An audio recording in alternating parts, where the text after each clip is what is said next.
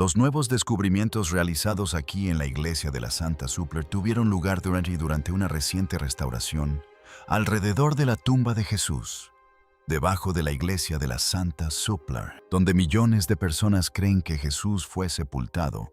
Se descubrió algo discretamente, algo inesperado.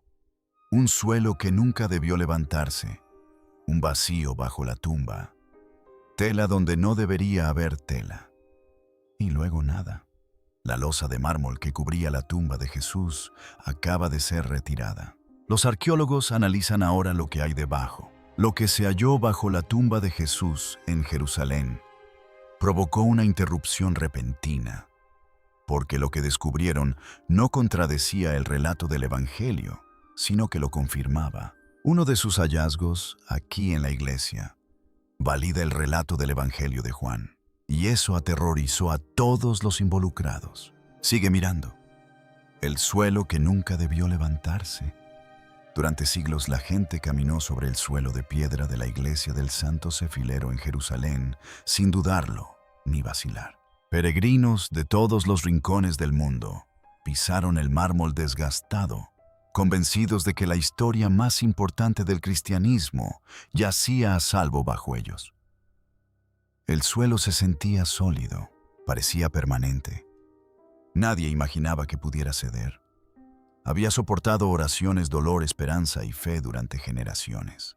Y esa larga historia creó una sensación de seguridad que nadie se atrevió a cuestionar. Pero esa sensación de seguridad se hizo añicos durante una inspección estructural rutinaria en 2022. Se enviaron ingenieros para examinar el pavimento de mármol alrededor del pequeño santuario, que marca el lugar que se cree que es la tumba de Jesús. Al principio el trabajo parecía normal. Luego notaron unas finas grietas que se extendían por el suelo. Las fracturas eran pequeñas, pero seguían un patrón.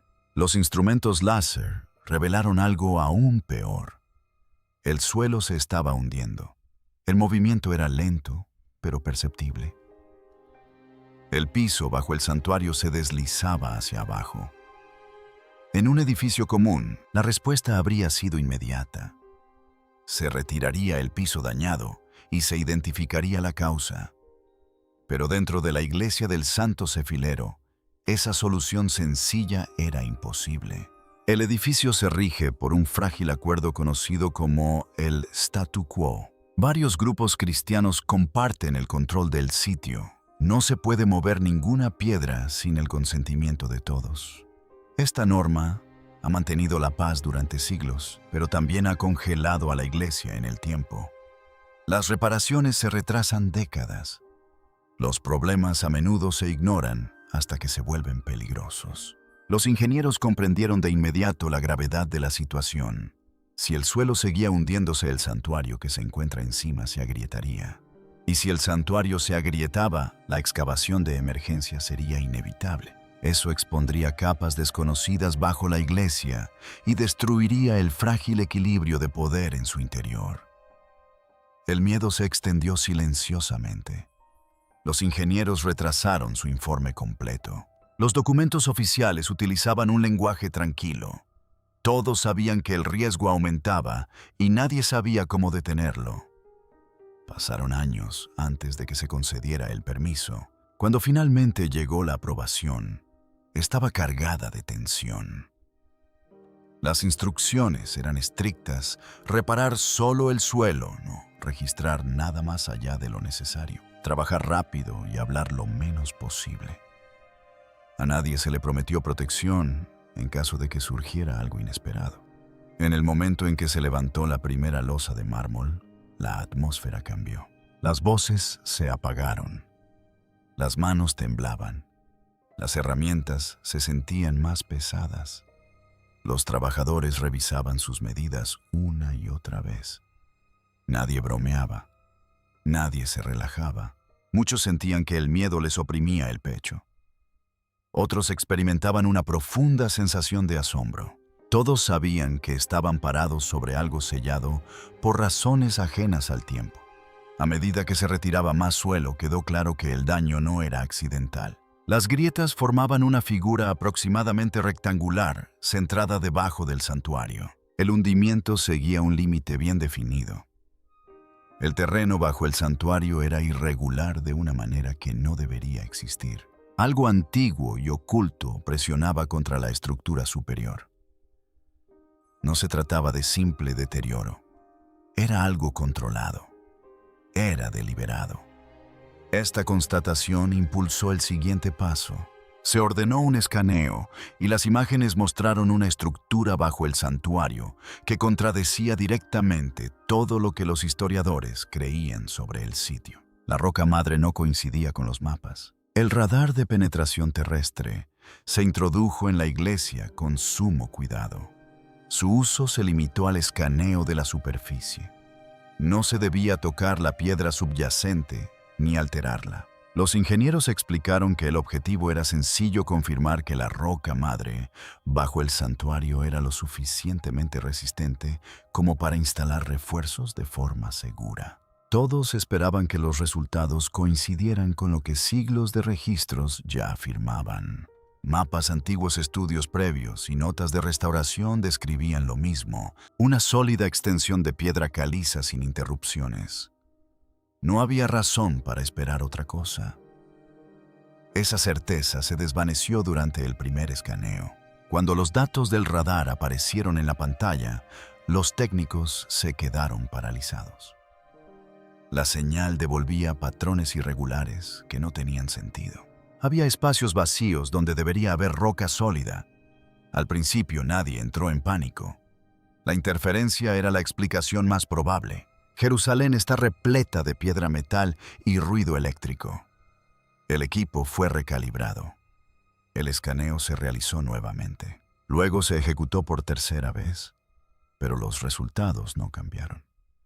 Los espacios vacíos permanecieron en la misma posición. No se desplazaron, no se desdibujaron. Se volvieron más nítidos con cada pasada. Las formas eran definidas y precisas. Formaban rectángulos limpios con bordes rectos. No se trataba de grietas naturales. No se trataba de agujeros causados por el agua o un derrumbe. La naturaleza no crea ángulos rectos en las profundidades del subsuelo. Lo que aparecía en la pantalla mostraba equilibrio, estructura e intención. El miedo se apoderó de la sala mientras el técnico analizaba las lecturas de profundidad. Las figuras tenían altura y anchura uniformes. No estaban dispersas al azar. Estaban agrupadas muy juntas. Peor aún, se ubicaban justo debajo de la tumba. El resto de la iglesia presentaba resultados normales: piedra sólida, sin huecos, sin sorpresas. El problema solo existía en el punto más sagrado del edificio. Los datos contradecían todo lo que se sabía oficialmente. Ningún registro escrito de ninguna autoridad mencionaba una estructura debajo de la losa funeraria. El Vaticano no tenía documentación al respecto. Los archivos de la Iglesia Ortodoxa griega no revelaron nada. Los registros armenios guardaban silencio. Generaciones de guardianes habían jurado que no había nada bajo tierra. El radar ahora decía lo contrario. El equipo realizó escaneos de control en áreas cercanas para asegurarse. Las lecturas coincidieron perfectamente con las expectativas. El equipo funcionaba perfectamente. No hubo ningún fallo técnico. No había error. El terreno bajo la tumba era diferente porque había sido alterado. El ambiente en el área de trabajo cambió rápidamente. La confusión dio paso al miedo y la contención. Los ingenieros se volvieron cautelosos con cada palabra. Los informes se reescribieron. Los términos claros se suavizaron. La palabra vacío desapareció y fue reemplazada por anomalía. Los archivos estaban restringidos. El acceso estaba limitado. Nadie acusaba abiertamente a nadie de ocultar la verdad, pero no hacía falta. El silencio lo decía todo. La conclusión era inevitable. La roca madre bajo el santuario había sido cortada. Alguien en el pasado había tallado la piedra caliza sólida con un propósito. Aquel acto requería tiempo, habilidad y planificación. También implicaba secreto. Lo que fuera que yacía debajo había sobrevivido a guerras, incendios, destrucción y reconstrucción sin que jamás se registrara. Así era. Permaneció oculta mientras la ciudad que se alzaba sobre ella era destruida una y otra vez. Para comprender cómo algo así podía existir bajo uno de los sitios más estudiados de la Tierra, el equipo tuvo que mirar al pasado. Tuvieron que enfrentarse a un período en el que Jerusalén no fue restaurada con cuidado. Fue aplastada, cubierta y olvidada. Roma no construyó aquí. Roma lo enterró. Tras la caída de Jerusalén en manos de Roma, en el año 70 después de Cristo, la ciudad no fue simplemente tomada por la fuerza, sino desmantelada poco a poco. Las tropas romanas destruyeron edificios, arrasaron barrios y despojaron a la ciudad de su identidad. Lo que siguió no fue una recuperación, sino una destrucción total. Décadas después, cuando el emperador Adriano ordenó reconstruir la ciudad como Alia Capitolina, su propósito era claro y despiadado: borrar la memoria judía y aplastar la creciente presencia del cristianismo. Los lugares sagrados fueron los primeros en ser atacados. Los sitios con significado fueron arrasados hasta que no quedó nada reconocible. Luego se erigieron templos romanos sobre ellos, no para honrar el pasado, sino para reescribirlo. En muchas zonas Roma no reconstruyó hacia arriba, sino que destruyó hacia abajo. Distritos enteros quedaron reducidos a escombros y luego compactados contra el suelo. No se trató de una destrucción por descuido. Fue planificada. Los ingenieros romanos emplearon sus habilidades para sellar la historia bajo capas de piedra y tierra. La ingeniería se convirtió en una herramienta de control. La capa hallada bajo el suelo de la iglesia coincidía exactamente con este método. Los arqueólogos que estudiaban los datos lo reconocieron de inmediato. Bajo el santuario había una gruesa capa de escombros compactados que databan del siglo II. Esto no fue el resultado de un derrumbe ni de un terremoto. Las piedras se rompieron en trozos de tamaño similar y se presionaron con fuerza. La capa era uniforme y densa. Alguien se había tomado el tiempo necesario para hacerlo. No eran escombros abandonados. Fue rellenada a propósito. Esto significaba que el objetivo no era la construcción, sino el entierro. El peso del relleno habría aplastado todo lo que estuviera debajo y lo habría sellado. Bloqueó el acceso y borró caminos. Aseguró que las generaciones futuras caminarían por encima sin saber lo que se había perdido debajo. Roma no quería que estos espacios fueran recordados. Quería que fueran inaccesibles. Pero en un giro cruel, esa misma violencia protegió lo que yacía debajo. Al sellar capas anteriores bajo toneladas de piedra compactada, se cortó el paso del aire. Se limitó la humedad. Se conservaron materiales que normalmente se descompondrían. Las superficies de piedra quedaron intactas porque no había razón para reutilizarlas. Habitaciones enteras desaparecieron de la historia sin ser destruidas. Esto explicaba cómo algo podía sobrevivir bajo uno de los lugares religiosos más estudiados del mundo, sin un solo registro escrito. Roma no construyó sobre él, Roma lo enterró. Lo que perduró lo hizo porque un imperio lo ocultó deseando que desapareciera. Una vez que el equipo comprendió esto, un nuevo temor se apoderó de ellos. Si el relleno romano estaba intacto, entonces las capas que se encontraban debajo podrían estar intactas, podrían no haber sido nunca exploradas, podrían no haber sido nunca excavadas ni alteradas. La posibilidad era inquietante. Significaba que lo que yacía debajo había permanecido sellado desde el siglo II. Y los siguientes datos revelaron que el temor estaba justificado. La cantera convertida en jardín. Bajo la capa de destrucción romana, El terreno cambió repentina y completamente. Los escombros compactados desaparecieron. La piedra triturada y el mortero habían desaparecido. En su lugar, los arqueólogos encontraron fino polvo de piedra caliza mezclado con pequeños fragmentos dejados por herramientas de corte. La roca madre mostraba claras marcas donde se había extraído piedra. Estas marcas eran nítidas y deliberadas. No cabía duda de qué se trataba.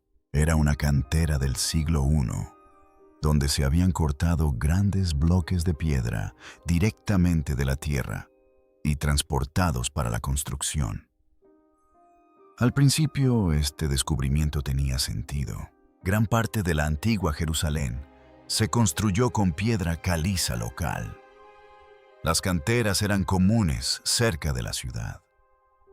Pero a medida que el equipo estudiaba las capas sobre la cantera, la lógica se desmoronó por completo. Descansando directamente sobre la piedra cortada, había una capa de tierra oscura. Era un suelo rico, denso y repleto de materia orgánica. No pertenecía a ese lugar. No había sido arrastrado por el viento ni por la lluvia.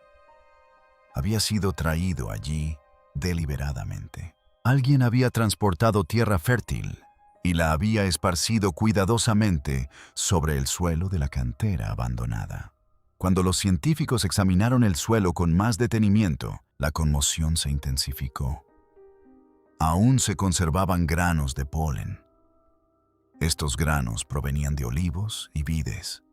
No eran plantas silvestres, eran cultivos cultivados a mano. Aún más alarmante, se habían excavado bancales poco profundos directamente en la piedra caliza bajo el suelo. Los cortes eran limpios y uniformemente espaciados. Estaban dispuestos en hileras. Esto estaba planeado. Esto se mantenía. Este lugar no era solo un jardín. No era simbólico. No era decorativo. Era un jardín productivo que requería tiempo, dinero y cuidados constantes. Alguien había elegido este lugar y lo había transformado a propósito. Una cantera abandonada se había convertido en un espacio verde privado. En ese instante, muchos de los presentes sintieron una extraña sensación de familiaridad. Un pasaje del Evangelio de Juan describe un jardín cerca del lugar de la crucifixión y una tumba nueva en su interior. Durante siglos, los eruditos consideraron esas palabras como descriptivas, pero imposibles de verificar. La arqueología afirmaba que un lugar así no debería existir aquí. Ahora, el terreno mismo decía lo contrario. Jardines como este no eran comunes. Solían formar parte de fincas privadas de personas adineradas. A menudo se ubicaban cerca de tumbas familiares. Eran recintos cerrados y controlados. No eran cementerios abiertos al público. Eran espacios de propiedad y propósito. Esto significaba que el emplazamiento bajo la iglesia nunca fue casual. Nunca fue accidental. Había sido diseñado, moldeado y protegido mucho antes de la destrucción romana. Y en el centro de aquel jardín, cuidadosamente construido, se encontraba algo mucho más inquietante que la tierra o la piedra, la tumba, que se utilizó antes de su finalización. Una vez que se retiró la tierra del jardín y se dejó al descubierto, la roca madre, los arqueólogos se dieron cuenta de que no estaban parados sobre un monumento simbólico ni un santuario posterior. Estaban dentro de una tumba judía excavada en la roca del siglo I, tallada según leyes funerarias estrictas, bien documentadas y rara vez infringidas. La cámara reveló bancos funerarios lisos, tallados a una altura precisa, diseñados para lavar, ungir y envolver un cuerpo antes de la descomposición. Cada detalle medible coincidía con las tumbas judías de la élite que datan del período romano temprano. Luego llegó el detalle que lo cambió todo. En la pared oeste se había comenzado a construir un nicho funerario, pero nunca se terminó. El corte se interrumpió bruscamente a la mitad y aún se aprecian las marcas de las herramientas. No hubo alisado, ni acabado, ni corrección. No se trataba de erosión ni de daños posteriores. Era una obra abandonada. En las prácticas funerarias judías, especialmente para las familias adineradas, las tumbas se terminaban antes de ser utilizadas. Las interrupciones en la construcción eran raras y el abandono a mitad de la obra era prácticamente desconocido. Sin embargo, esta tumba ya había sido utilizada. La arquitectura misma evidenciaba la urgencia.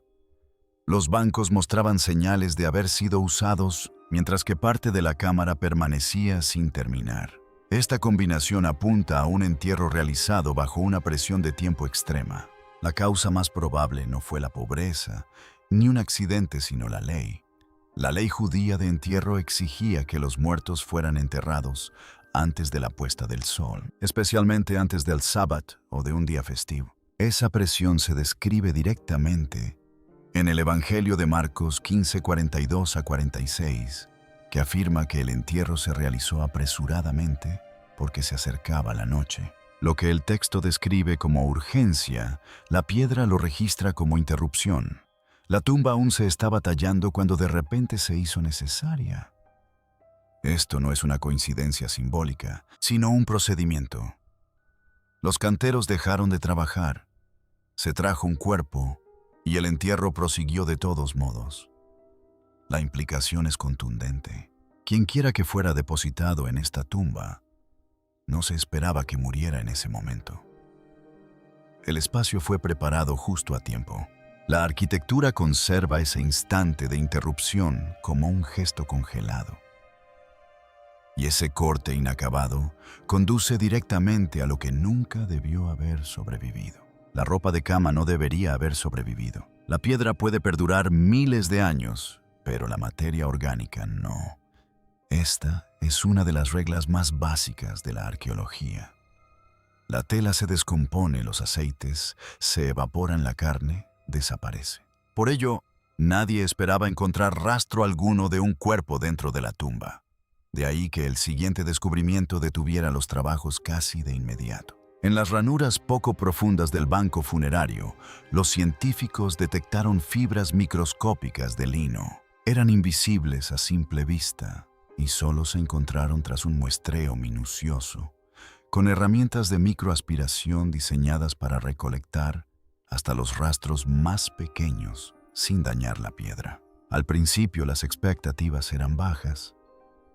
Se suponía que se trataba de contaminación y se esperaba encontrar materia vegetal. Nadie estaba preparado para lo que apareció bajo el microscopio.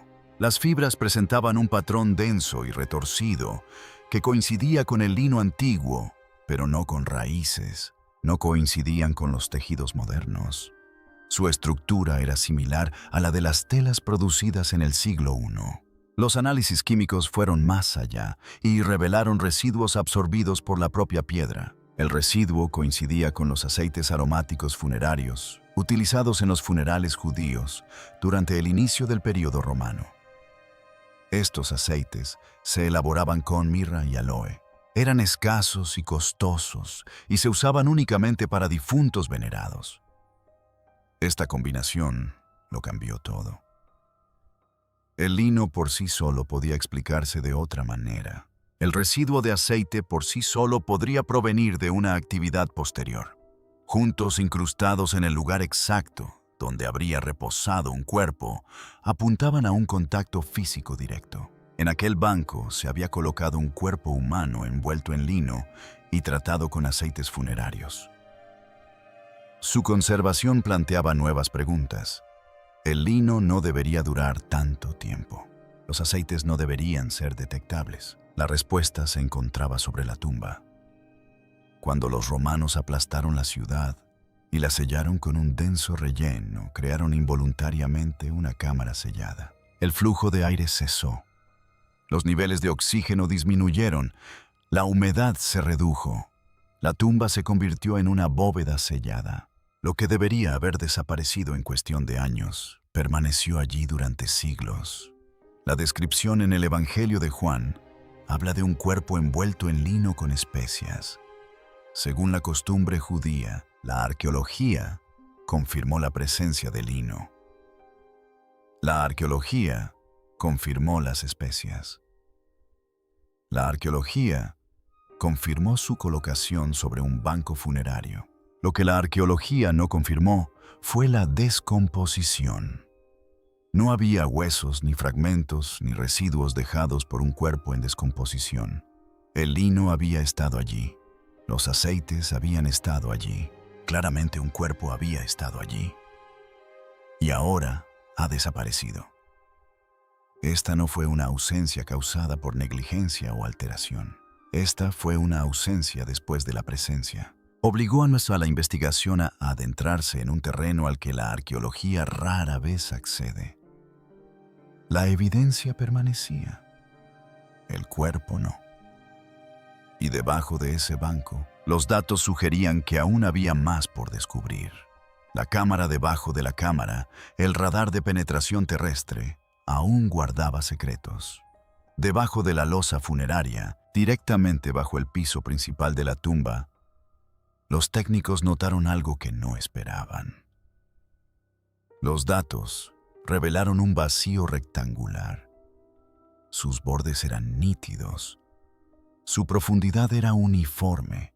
No se trataba de una grieta natural. No era un socavón. Su forma era precisa. La geometría mostraba una clara intención. Ningún registro histórico lo mencionaba. Ningún informe de restauración lo reconocía. Era como si la tumba misma escondiera un secreto en sus cimientos, pues estaba prohibido romper el suelo de mármol. El equipo tuvo que improvisar. Se introdujo cuidadosamente una microcámara a través de una fisura natural en la piedra caliza. La imagen se activó en los monitores. Lo que vieron dejó a todos atónitos. Una segunda cámara permanecía intacta bajo la tumba principal. El suelo estaba cubierto de polvo que no se había removido en casi 2000 años. No había huellas ni marcas de herramientas. Las paredes eran lisas y limpias. No había señales de derrumbe ni rastros de intrusiones anteriores. En el centro de la cámara había un banco de piedra caliza. Parecía sin usar. Sus bordes eran afilados. Su superficie estaba impoluta. Nunca había sido erosionada. No se encontraron restos humanos. Sin embargo, había rastros. Fibras microscópicas de lino reaparecieron esta vez agrupadas densamente sobre el banco. Las fibras se concentraban en una zona como si se hubiera colocado allí brevemente una prenda envuelta para luego retirarla. El patrón era intencional. Estaba localizado. No había arañazos, ni marcas de arrastre, ni señales de saqueo. La cámara había sido sellada y conservada. No había sido vaciada violentamente. Esto era diferente a todo lo conocido en la tradición funeraria judía. No existía la práctica de ocultar una cámara secundaria bajo una tumba, dejándola vacía pero perfectamente conservada. La reutilización romana de tumbas no lo explicaba. El saqueo de tumbas siempre deja caos. La descomposición natural siempre deja residuos. Nada en los registros coincidía con lo que estaban viendo. Esto no era negligencia. Esto no era abandono. Esto era una extracción sin alteración. El silencio inundó la sala mientras continuaba la transmisión. Nadie habló. Nadie especuló en voz alta. Las notas se redactaron con cuidado, con rigor y de forma objetiva. El peso de lo que habían visto era demasiado grande como para permitir conversaciones triviales. La implicación era inevitable. La tumba había sido utilizada. Un cuerpo había sido envuelto y colocado en ese banco. Y luego el cuerpo había sido retirado. Todo lo demás se derivó de esa constatación. La cámara había sido diseñada para preservar y ocultar. Y esa verdad condujo directamente a la decisión final impensable. ¿Por qué no podía continuar la excavación? La excavación no se detuvo por peligro, sino por las implicaciones. Todo lo hallado bajo la tumba confirmaba con inquietante precisión el relato evangélico del entierro. Un jardín privado construido sobre una cantera, una tumba recién excavada, un entierro apresurado, lino y aceites funerarios, una cámara sellada a un lugar de descanso vacío. La arqueología confirmaba la muerte, el entierro y la tumba vacía. Lo que la arqueología no puede probar es cómo se extrajo el cuerpo, pero sí puede descartar las explicaciones habituales. No hay indicios de descomposición, no hay indicios de traslado, no hay indicios de robo, no hay indicios de reutilización posterior, no hay indicios de pérdida accidental, solo indicios de entierro seguido de extracción sin alteración. Es en ese punto donde la excavación se convierte en interpretación, y la interpretación conlleva una autoridad que ninguna institución involucrada estaba dispuesta o era capaz de reclamar. Continuar excavando obligaría a llegar a una conclusión. Exigiría una explicación oficial para una tumba vacía que se comporta exactamente como se describe en el Evangelio de Juan 208. Allí permanecen las telas funerarias y el cuerpo ha desaparecido. La arqueología no puede declarar la resurrección, no puede probar lo que sucedió, pero sí puede confirmar que existen las condiciones físicas para que la historia se desarrolle. Y puede demostrar que todas las explicaciones normales son erróneas. Por eso se detuvieron los trabajos, no porque la fe estuviera amenazada, ni por problemas de seguridad, sino porque el terreno bajo la tumba ya no permitía la neutralidad. La excavación había alcanzado un límite que la ciencia no puede cruzar sin adentrarse en el significado. Y el significado es precisamente lo que este sitio ha sido protegido durante 2000 años. Nada de lo encontrado bajo la tumba contradice el relato bíblico. Lo aterrador es lo completamente cierto que es. Gracias por ver el video. Nos vemos en el próximo.